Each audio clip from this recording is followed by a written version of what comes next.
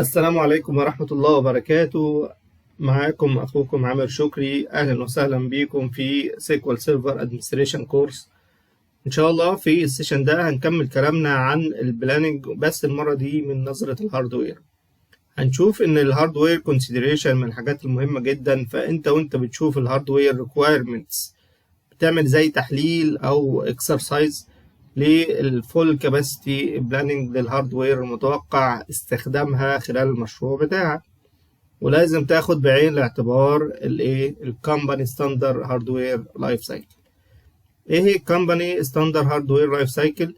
يعني ديت يعني دورة الهاردوير داخل الشركة بتاعتك، ودي بتكون من سنة ل5 سنين. في اغلب الاوقات بتكون عبارة عن 3 سنين، وده طبعا هيجنبنا الاندر سايزنج او الاوفر سايزنج للسيرفرات بتاعتك. وزي ما ذكرنا ان ده هيأثر في التي سي او لما تيجي تعمل ديبلويمنت للسيرفرات بتاعتك. اول حاجه هنتكلم عليها اللي هي او هنفكر فيها هي الاستراتيجيك مينيمم ريكويرمنتس. دي اساسا تحديد اقل الامكانيات المطلوبه لعمل انستليشن للسيكوال سيرفر. وهي كمثال مثلا لو خدنا على النسخه الانتربرايز اديشن، هنلاقي ان هي المينيمم بتاعها ان انت لازم تاخد 4 جيجا رام، وعلى الاقل واحد 2 جيجا هرتز بروسيسور او سي بي يو. تمام.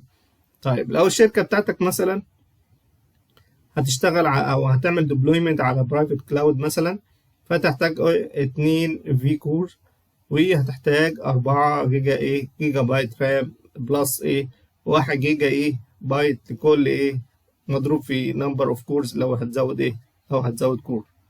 تمام.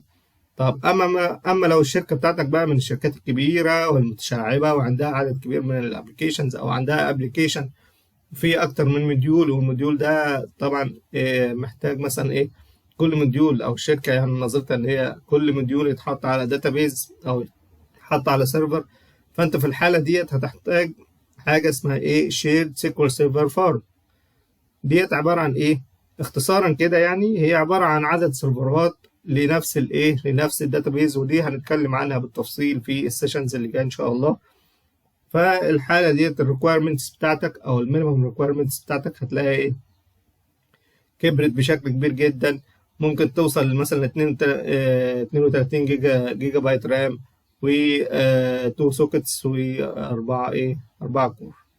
وده ممكن نستفيد طبعا من الشيرد او سيكوال سيرفر شيرد فارم في ان احنا بنقلل التكلفه بتاعه الديبلويمنت.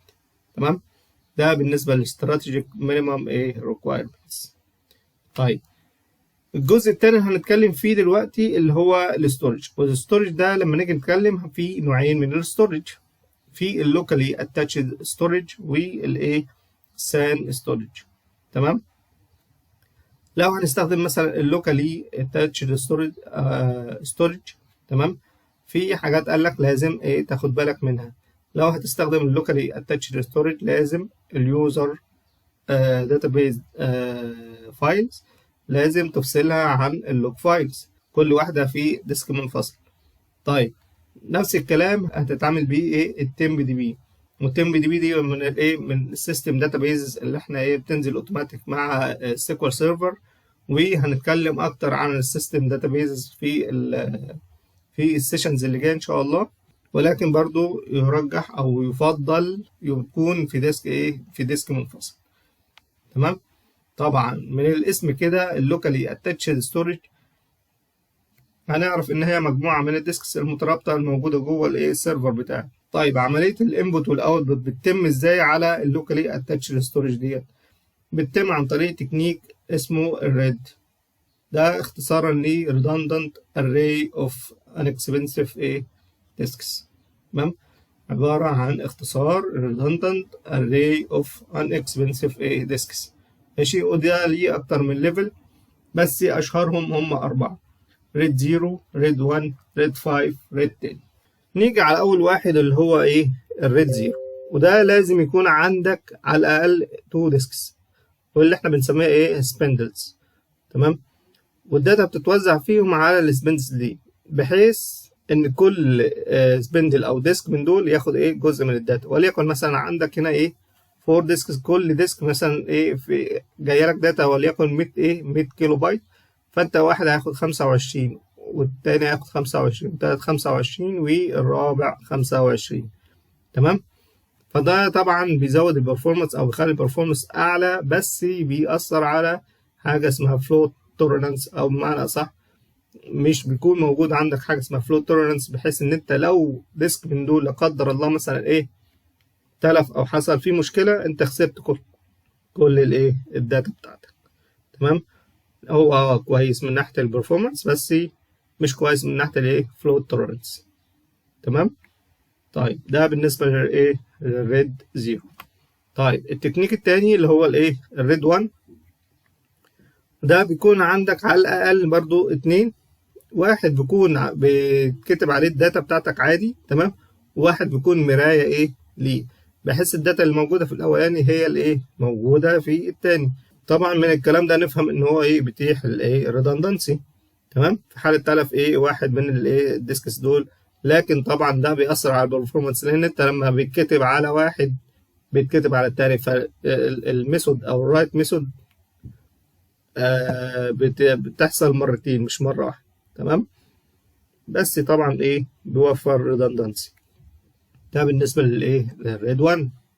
طيب الريد 5 بقى، ده بيقول لك على الاقل لازم يكون عندك 3 سبندلز، وبيستخدم حاجه اسمها ايه البيرتي.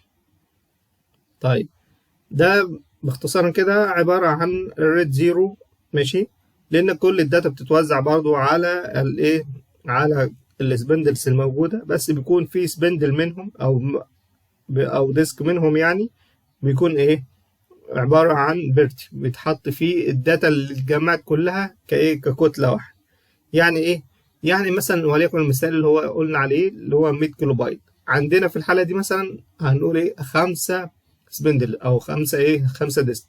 الديسك الاولاني هياخد 25، الديسك التاني 25، الديسك التالت 25، الرابع 25، والخامس ده هيعتبر البيرت بتاعهم هياخد الايه ال 100 كيلو بايت.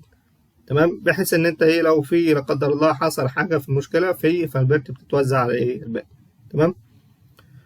ده بالنسبه لايه للريد 5. طبعا البيرت مش بيكون ثابت على ديسك واحد، في ايه بتنقل من ديسك لديسك، مش بيكون ايه ديسك واحد هو الخاص بالبيرتي. طيب الليفل الاخير اللي هو الايه ريد 10، او بمعنى اصح بيتسمى كتير يعني ريد 1 بلس 0. وده من الاسم كده ان احنا هنلاقي في دمج بين الايه بين الريد 0 والريد 1، او بياخد احسن حاجه في الريد 0 واحسن حاجه في الريد 1. يعني على الاقل مثلا هنقول ايه وليكن هو بيحتوي على الاقل كده 4 سبندلز او 4 ديسكس. نيجي مثلا هو بالنسبه للريد 0 بياخد منه احسن حاجه ان هو ايه بيوزع الداتا على ايه نص السبندلز الموجود. ماشي. هو بيوزع الداتا بس بيوزعها على نص الايه السبندلز الموجود. ماشي. النص التاني ماشي ده بقى بالريد 1.